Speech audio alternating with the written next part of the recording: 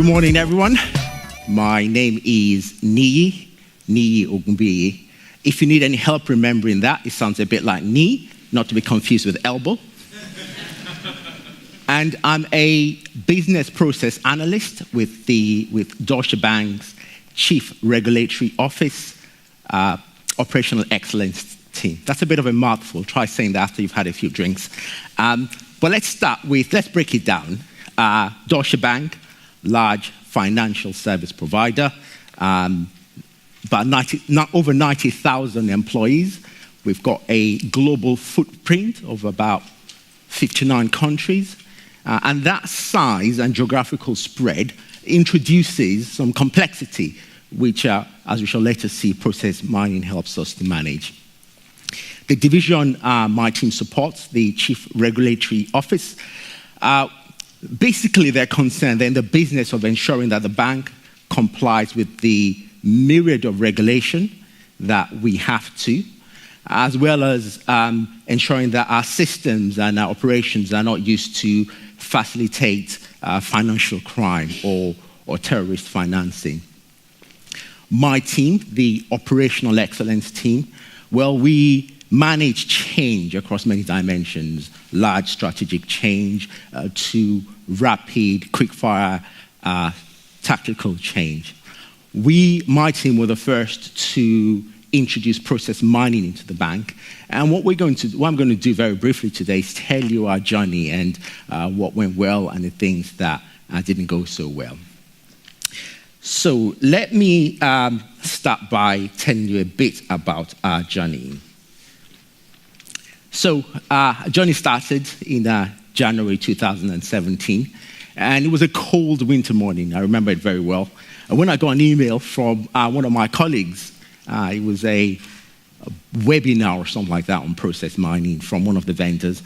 And I remember thinking, this is exciting. I looked into it, and I thought, I still haven't got a clue what this is about. So I Googled a bit, and I came across the MOOC, the Professor Van der Aal's MOOC. And I remember watching the video and thinking, whoa, this is brilliant. Where's this been all my life? And so I finished the MOOC, and I was blown away. And later on that year, around May, I did a presentation to my team and showed them what process mining was, what the potential was. And my team got it. They were like, yeah, this is great. What can we do with this? So we looked. I think we found one blog post. There were no tools, nothing. And so we set about acquiring the tooling. We did a proof of concept around October. November, we got the tool on board. And February of this year, we finished our first process mining project. So let me just pause there and just get a sense of where everyone is in their journey. So we are about 18 months, a year and a half into a journey. Who in the audience is perhaps thinking about process mining or within the first 6 months of your process mining journey? Can you indicate by a show of hands, please? So that's quite a few, I'll say perhaps a third. Who's between, say, 7 months and 18 months? Yes, about another third. And who's from 18 months onwards, who's perhaps the grandfathers? Oh, excellent. So there's a distribution, and that's good to see. And hopefully you'll find some of the insights that we found as we've gone through this journey. Hopefully you'll find that will resonate with you, or you'll learn one or two things. So where we are, we've kind of looked back over the 18 months and thought, well, if we were going to do this journey again, what would we perhaps do more of? Or differently. And there are about 5 lessons that we've come up with on reflection, and that's what I'm going to talk through very briefly. First lesson, and Fran alluded to this, the need to be persistent. I'll talk a bit more about this picture in a second, but just when we started that journey, we thought, well, let's get a tool and do a bit of process mining. However, in Deutsche Bank, as is the case with many large organizations, there are a number of controls, and I'll say with good reason, for onboarding new tools. You don't want everyone going out and buying a tool that takes their fancy. But the side effect of this is sometimes it can take a very long time for you to get a tool on board. So we were cognizant of that, and we thought, how do we do this? And we had a friendly managing director who was one of our project sponsors. So we approached him and said, can you show us the money or help us get access to the money? Can you introduce us to folks who can help us to navigate the process of onboarding this tool? And he was supportive. But even then, we still had to bother people in the nicest possible way. And the net effect was that we got the tool on board in about 4 weeks. The lesson is be persistent. Be like a dog with a bone, or as you see in that picture, a dog with a green toy alligator. Second lesson, be inventive, or, well, the second part of that lesson. So we had our tool. We thought, how do we get the data out? Our data sat in a SharePoint workflow tool. And we had two choices. Well, we could go to our IT colleagues and go, guys, can you help us get this data out of the system? But knowing our organization and the way things work, we thought that would introduce perhaps another layer of a dependency that was perhaps not necessary. It might increase the time to get the data out. So we looked for ways we could do it ourselves. We Googled, found out how to write scripts. And we were able to successfully extract our data. We self-served in a way. And you see those adverts that say, hey, no animals were harmed in the making of this advert. Well, we can assure you no infrastructure was harmed in the extraction of our data, if you're worried. Our second lesson, be clear what process mining can and can't do. So we got this new tool. We got our data. The question is, well, what do we do with this now? And initially we thought this was going to solve the world's problem. But we thought, no, take a step back and understand what process mining can do for you. That was important from two perspectives. One, we thought it would be useful to do that to manage our own expectations, as well as when we sold these tools to others, we could basically manage the expectations too. And we came up with three, there's a third one, benefits that we were going to hang process mining on. The first was reducing the cost and time to delivery. As is the case with many organizations, Deutsche Bank has an army of people doing process discovery the traditional way, interviewing people, asking them how their process works, documenting that, getting them to review it. And it costs money, it takes time. And the quality of the model that you get is not always reflective of reality. There's a great phrase in Professor Van Daal's book about PowerPoint reality. I love that phrase, because often what people tell you is not reflective of what really happens. We found that we could make the case that our process mining will not only save time, but also produce higher quality models. I love that analogy, the analogy of an X-ray showing you exactly what happens rather than what you think is happening. A third benefit that we actually saw for process mining was the fact that it was a great and easy way for us to do conformance testing. So I mentioned earlier that we support a global team. And every now and again, we have to, as part of our process analysis, do some conformance testing, travel halfway around the world to sit next to someone, asking them, checking if they're following the agreed process.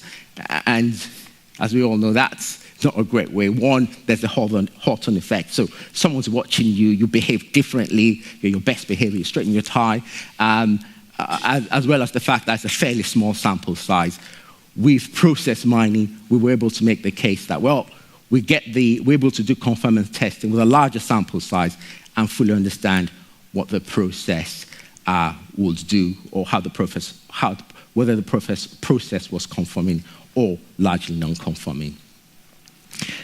On the flip side, though, we had to also understand what process mining will not do for us. So coming back to that point about the X-ray, just like your X-ray is not the be-all and end-all of your analysis techniques. You have to augment that, for example, with blood tests or some other type of testing. We made it clear that process mining will not answer all our process-related questions. We'll have to augment that with additional analysis techniques. In addition, process mining will not fix our problems, and we made that clear to ourselves and our stakeholders. We need to take the insights and do something with it, come up with a plan of action to improve our processes. Now, this lesson is perhaps what I would say was our most important lesson, striking a balance between what we call untargeted exploration and targeted exploration. When we started off, as is normally suggested, we had a list of questions, and we had a long list of questions that we wanted to process mining to answer for us. But we found that as we started analyses, because process mining makes it easy to answer loads of other questions, we find ourselves going down numerous rabbit holes. That was one of them. So what we did here was we used the resource as the activities to show the flow of work through the process.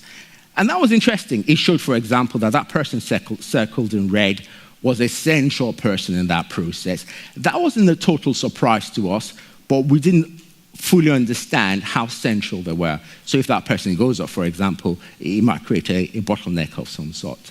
It was useful insight, but like I said, going down so many rabbit holes was fairly time-consuming. Every now and again, we found something useful, but given the time it took and the resource it consumed, we found that it wasn't the best use of our resource. Again, going back to that analogy of taking an X-ray or an MRI scan, doing the untargeted exploration, it's a bit like getting everyone off the street to queue up for an X-ray. Every now and again, you'll find something interesting, but more often than not, you wouldn't find anything that you can use. So we then regained our focus. We thought, we're doing all this work. We're finding little snippets here, but let's take a step back, go back to our questions, and do more targeted exploration. And what we did was we came up with a template, an analysis template that we applied to each and every one, or we did it on a regional basis. And I'll show you in a second or two what we did. And what that enabled us to do was to answer some of the questions that were of real relevance to our stakeholders. Going back to the analogy of the X-ray, the MRI scan, this was a bit like a consultant looking at a patient, going, actually, there's something that needs further exploration, and then on the basis of that, doing an MRI scan on that patient. It's a better use of resource that's likely to focus in on what the real problem is. So I'll show you an example of some of the analysis we did. Step back and give a bit of context about this process. So this is a process where the team I support sits at the tail end of a process. It's a key regulatory process. We get work from upstream and we finish off the process pretty much. The stakeholders, the key stakeholders in the process, are interested in two main things: timeliness, finish this on time, as well as quality, of course. And I must mention that the numbers here are dummy numbers; they're made-up numbers. We found that we did some analysis between the quality of the work we were getting and the timeliness. So we found that there was what's been called a ping-pong effect, cases going back and forth. They send it to me, you look at it, reject it, they send it back to you. And we thought, well, what's the relationship between that ping-pong effect and the timely completion of cases? And it wouldn't surprise you to find that we found that there was a relationship. We did this, we stratified the data on a business line level, and found that there was a correlation, obviously, between the ping-pong effect and the timely completion of cases. We were able to not only establish that relationship, but quantify it. And that was one of the bits of analysis we did. We then stepped away from the work that we got coming in. We looked now at the variation between the regions. So it's a global process. The team I support has a team sitting in 5 regions, 5 hub locations.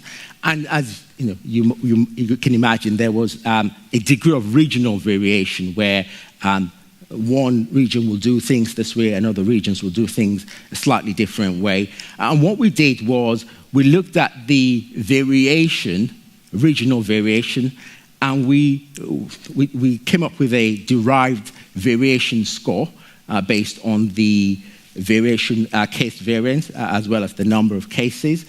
And we correlated that with the completion time.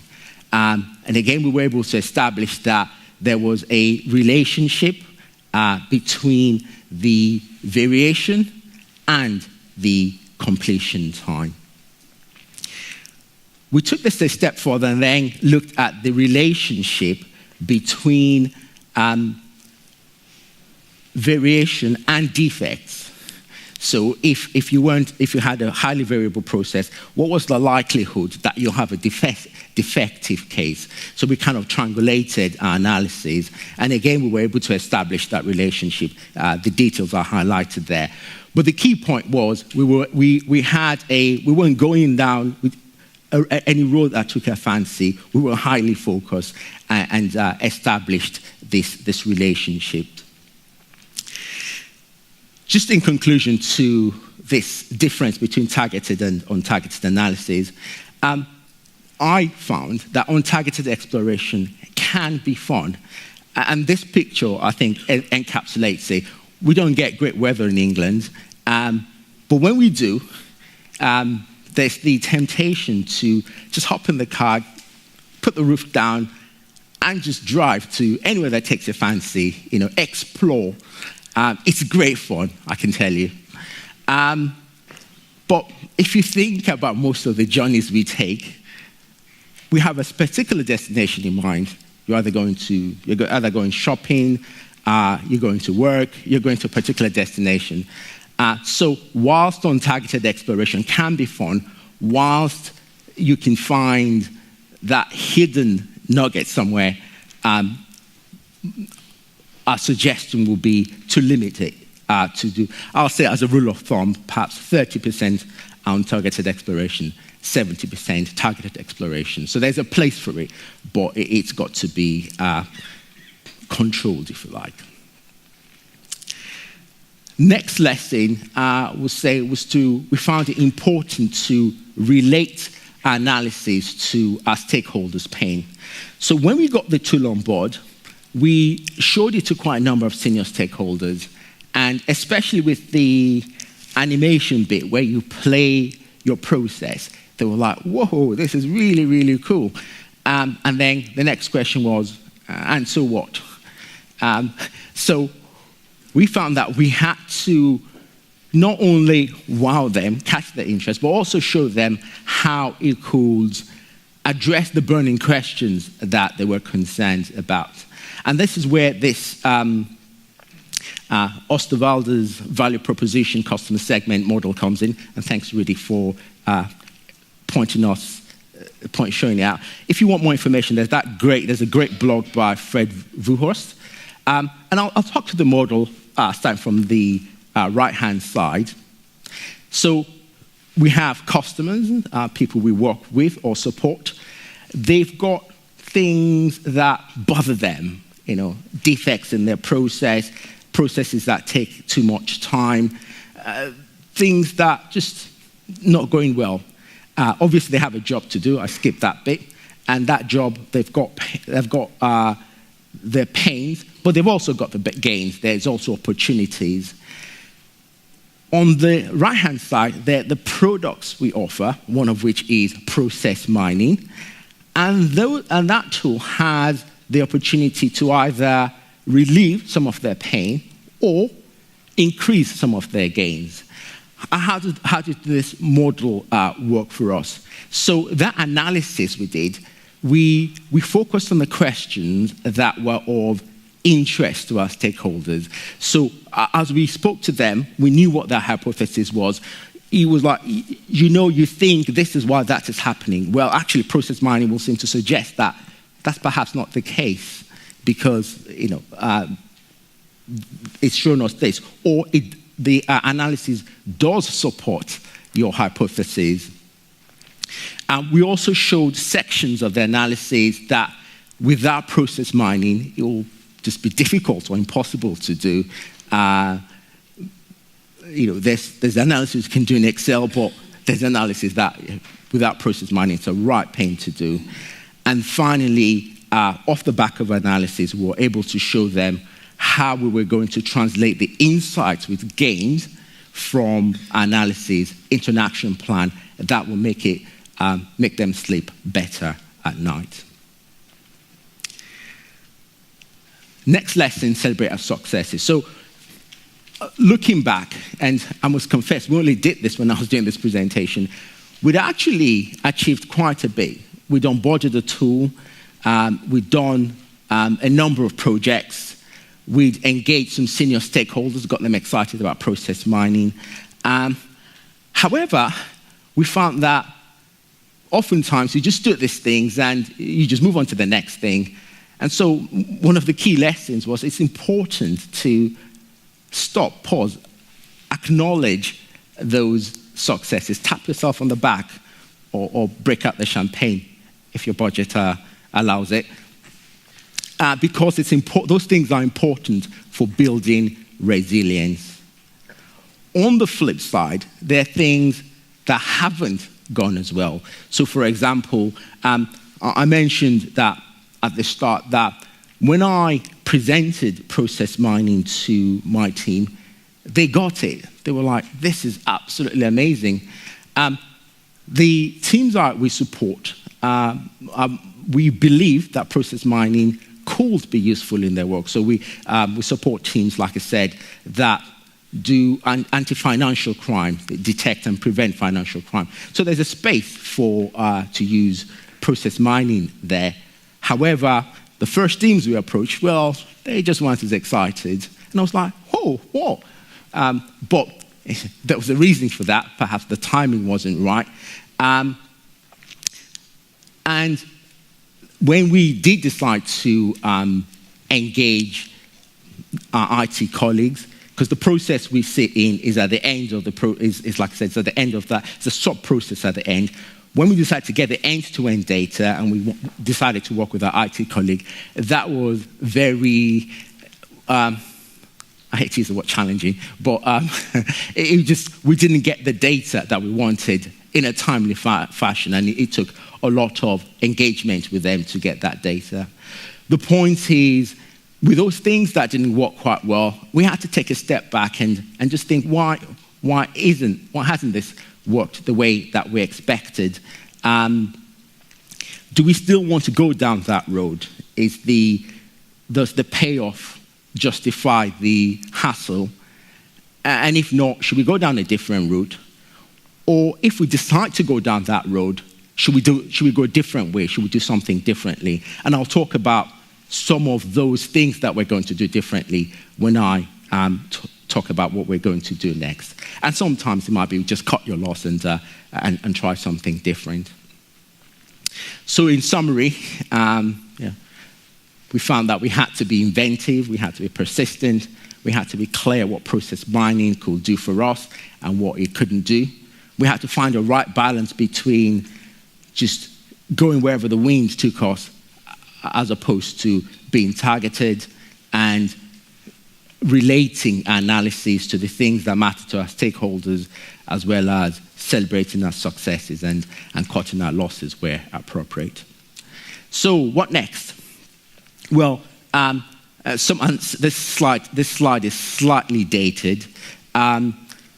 because some of these things have already happened. So we've decided to select more processes to go after. So recently we finished working on employee trading, understanding, because as you can imagine, there are limits on the trades that employees can execute in a personal capacity.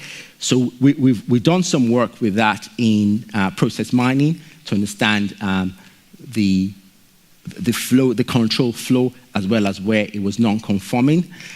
We've also combined process mining with RPA, robotic process automation, in 2 areas. This is still in early stages, but we're looking at using process mining to identify what processes have the best, are best automated, because not every process is best automated. Which ones perhaps are more stable, have less exceptions, etc. And as well as after we automate, we'll use process mining to check, to sustain, ensure that the automated process is stable and behaving as expected. Like I said, we struggled a bit to get the data for the end-to-end process, but we have got that data now, and we've done analysis on that end-to-end process that we did for our proof of concept. And finally, we're looking at setting up a process mining center of excellence, because we found that as we went through that journey, the 18 months, we've had to figure out a lot of things ourselves. For example, how do you deal with errant data? How do you wrangle your data so that you can get it in the right format to be process mined? And those tips and tricks we feel that we can share with our colleagues to better increase their chances of success, as well as when they get their insights, how can they translate that into actions that will benefit. And just one more thing. So the last thing that we haven't mentioned there is we believe strongly that as opposed to the change, so most of this work isn't change, but we feel for the BAU folks we work with, folks in controls testing, for example, folks in fraud, those folks can use process mining on their day-to-day BAU data to understand, to detect what cases are likely to be fraudulent, for example, or what controls are not as effective as imagined. And we believe process mining is a great fit for that space. So we'll be going after some of those teams, getting them to introduce process mining into their toolkit. That's the road ahead, if you like, and that's the end of my presentation. Happy to entertain any questions.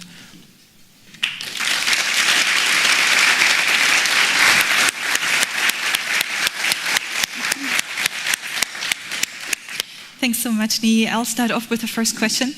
You mentioned this PowerPoint reality that is there if you don't have process mining and see how the process really looks like. So I was curious, did you encounter any such situation where there was a PowerPoint reality and you had a different reality with process mining? And if so, did you have to manage that situation to explain to people? Did they believe you? Did you have any challenges? Yes, we did. And what I found, and for me, this is why process mining is such a powerful tool. Even processes that I know very well, I remember looking at the discovered map for the first time and thinking, why is that step there? That shouldn't be able to happen. But it happens, and so you have to think, well, is it my data? Is it my data? Do I need to clean my data further? Or is there a step? Is there a control gap that we need to address? It's the same when we did the employee trading data. I remember my colleagues looking and thinking, what's this flow? This should not happen. And so that the discovered process is really powerful because this happens, and then the question is why. And whilst in a certain extent it's the data, sometimes it's a control gap that you need to sort of like walk back and address. And so for me that's been one of the powerful dividends of having a tool like a process mining tool. Great, thanks. Any more questions for Niyi over there?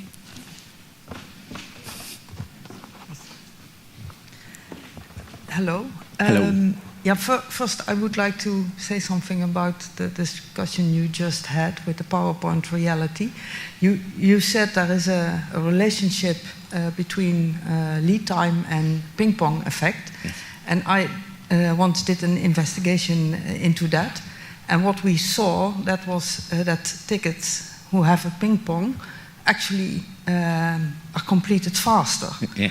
Yeah, you didn't say what the relationship was, but I assume you think with a ping pong it goes slower. But what I discovered in our case was that tickets with a ping pong actually go faster because they get more attention, or I don't know. So we could show the PowerPoint reality, exactly the other way around.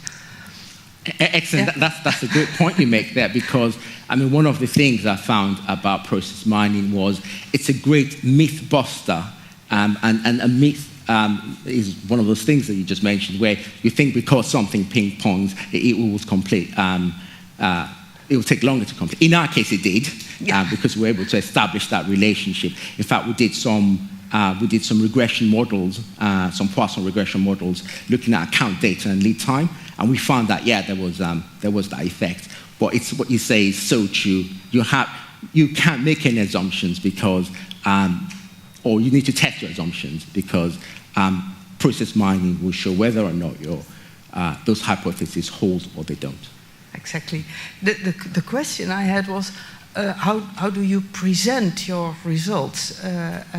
Is that, what methods do you use?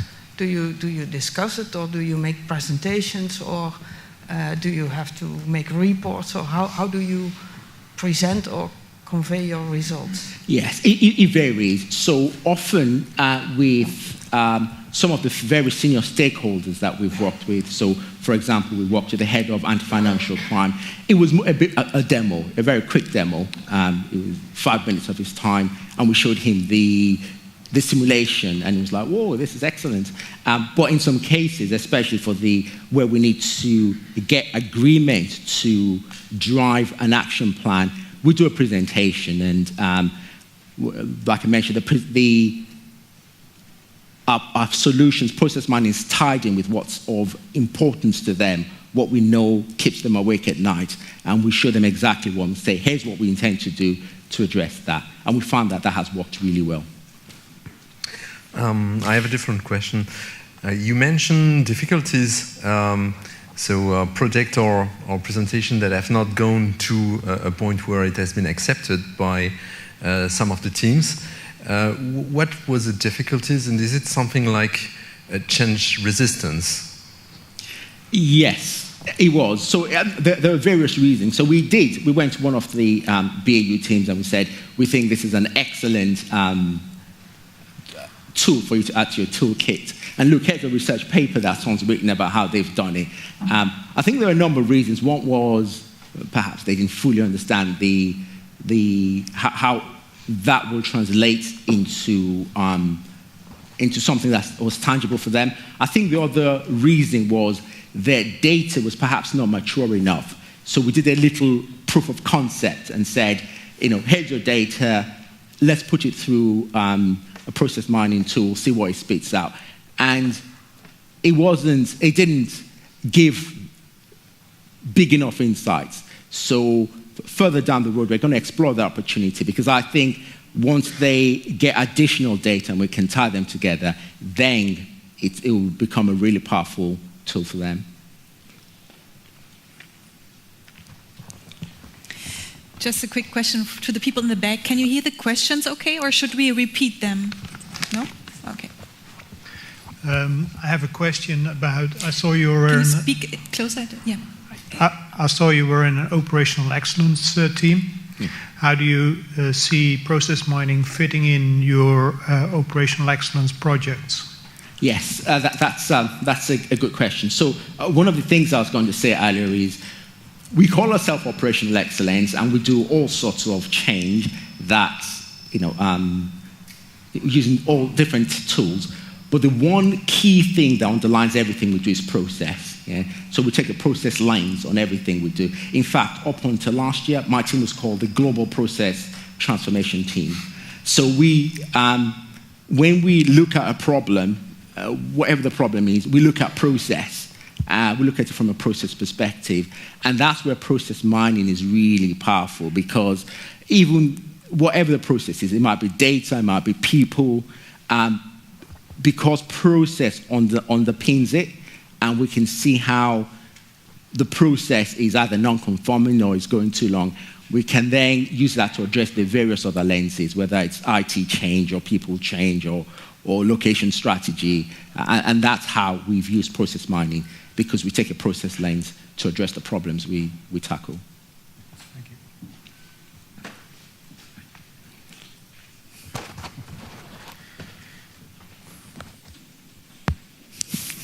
Sorry. Hi. Hello. I am interested to understand to which processes did you apply the process mining? How many? The entire operational universe, or some part, or something? It is some part. So when we started, we decided that it was the important thing for us was to do this quickly and fail quickly if we were going to. So in fact, we didn't go to end-to-end process. We took a small sub-process to prove the point, and we did.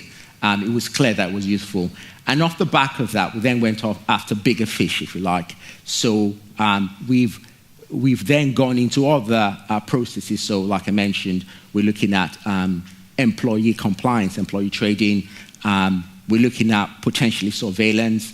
We're looking at other things. So, but we start small and then we expand. So even that small process we started with, the sub process, we've then gone the end-to-end process to go, yeah, that told us that there. What does it tell us when we look at end-to-end? So yeah, that's it. We started small and then we expanded.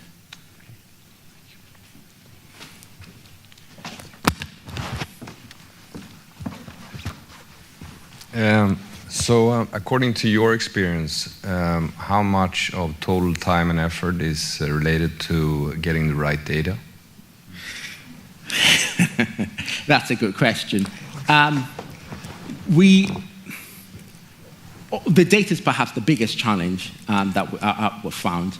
But like I mentioned earlier, we found that we've sometimes had to be innovative. So one of the things we did is, so we were having a chat with some of our colleagues from the Center of Excellence, and they were like, well, most of the folks we work with, their process is manual. There's no end-to-end process. It's emails and spreadsheets. So how do we do that? Well, actually, we had a similar problem, and what we did was, with the operational team, we got them to log their process in a SharePoint tool. So as you did the step, right in a SharePoint tool. Sold it to them as something that would save their time, because they had a one-stop shop for their processes. But off the back of that, because SharePoint has version history, we were able to extract the version history, and it gave us the end-to-end flow of the process. That worked really well. In some cases, a bit more difficult.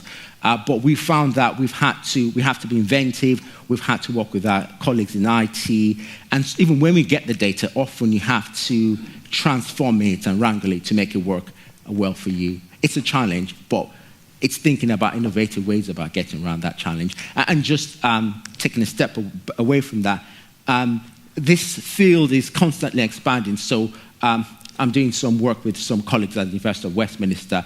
And one of them, he's working on using a text mining tool to classify emails, actually CRM systems. So you get your CRM, it's a huge blob, but you run it through this classifications, an R tool, and it will spit out a step. So say this email is step 1 or activity 2, and that's the basis for putting it through some process mining tool. So there are innovations out there and ways, new and interesting ways of addressing some of the challenges we face. But I mean, the way you answered, can I interpret that as your experience was it took 90% of the time and effort to get the data? In some processes, yes. In others, no. So I'll say between, and this is, I've not done any analysis. I'll say between 25 and 50% of the time. Yeah.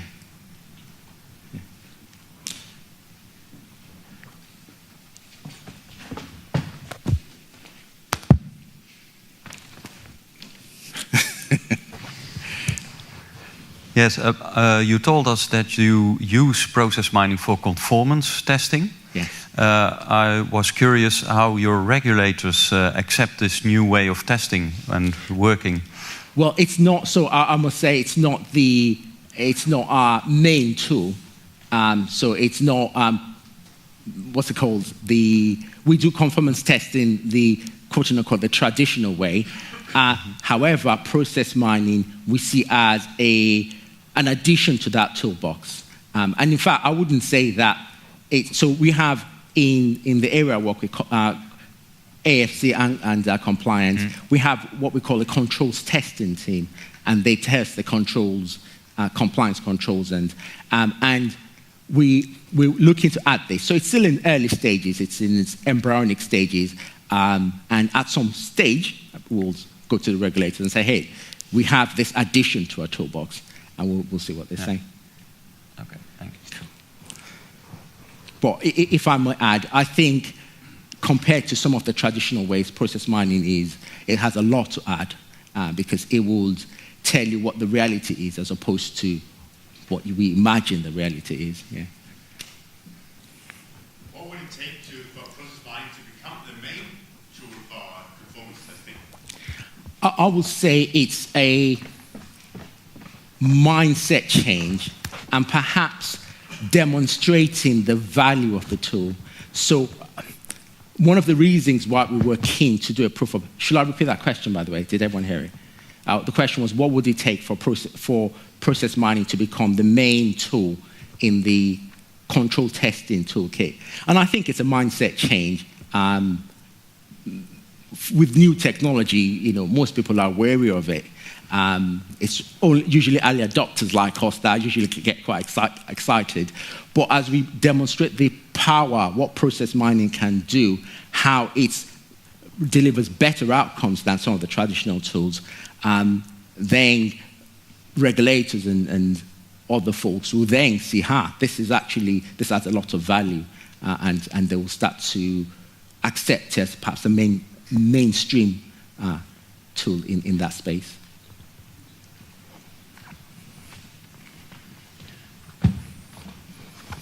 Thank you. You mentioned that the Deutsche Bank has about 90,000 employees, and do you know of other departments which are using process mining? Because you mentioned that you think about a center of excellence, and it's probably a good idea to collect all these experiences. So I just can't believe that there are no other departments that are not using process mining. And what you mentioned it's good. We have a fairly wide network. So we work with the folks in the Robotic Process Automation Center of Excellence. And we speak to many of our other colleagues, especially in the CREGO space. And we know of people who are thinking of using process mining. In fact, we had a chat with some of them yesterday. However, we're not aware of anyone else who is using it. We have an internal Facebook, if you like, where people often... it's called MyDB, where people post ideas, new innovation, and we've looked and we haven't found anything. That's not to say there's no one in some corner doing process mining, but if there is, we don't know about them.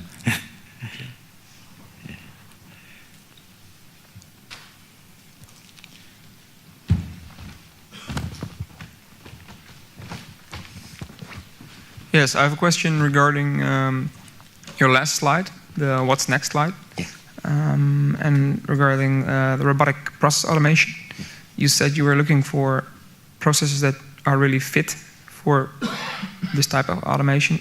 How did you use process mining to pinpoint these processes? I mean, there are a lot of them. So how did you look for them?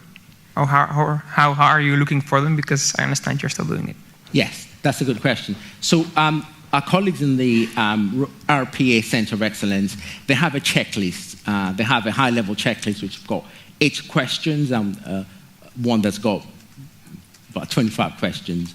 And amongst the questions are things like, is this process stable? How many exceptions have you got in this process? Et cetera, to weed out processes that are not a good fit. And that's where process mining comes into its own, because you can map the process. Oftentimes, you'll ask people, how long does this process take you? They go, it takes me 2 hours. They're thinking a happy path. Or, how many exceptions do you have? Well, we have very few. But when you run it through process mining, you go, actually, it doesn't take you 2 hours. It takes you 8 hours or 2 days. Actually, you don't have 5% exception. You have 30%. And that's where process mining, it wouldn't answer all the questions they've got, but we reckon it will answer about 50 to 60%, which is better than what we currently have. And off the back of that, you can then progress the process to the next stage of the robotic automation.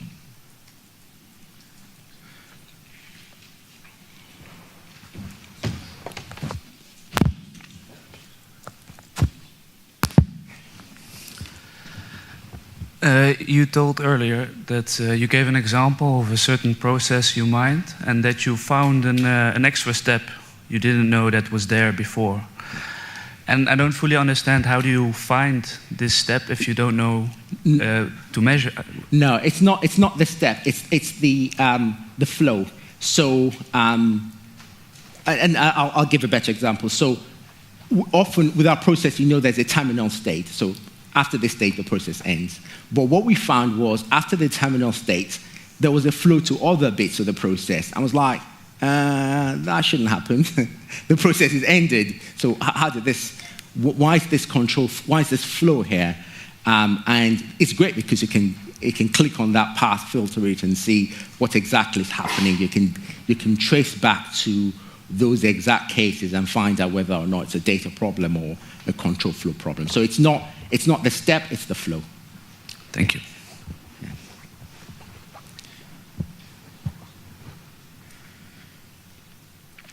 Okay, one last question for Niyi here.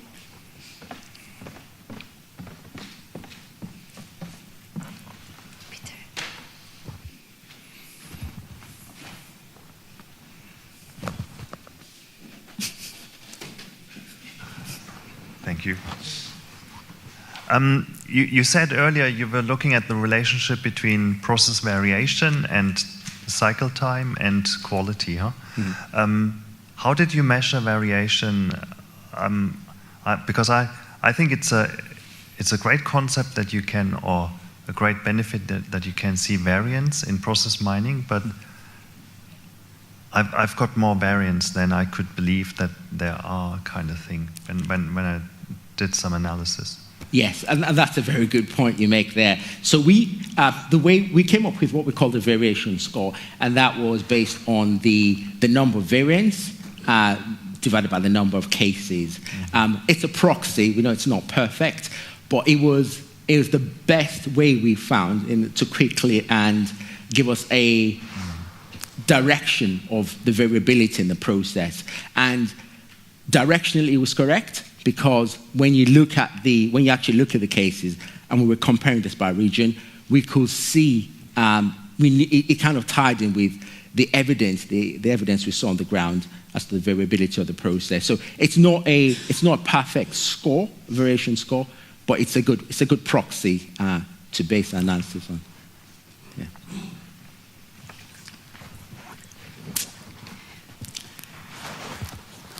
Any more questions for Niyi?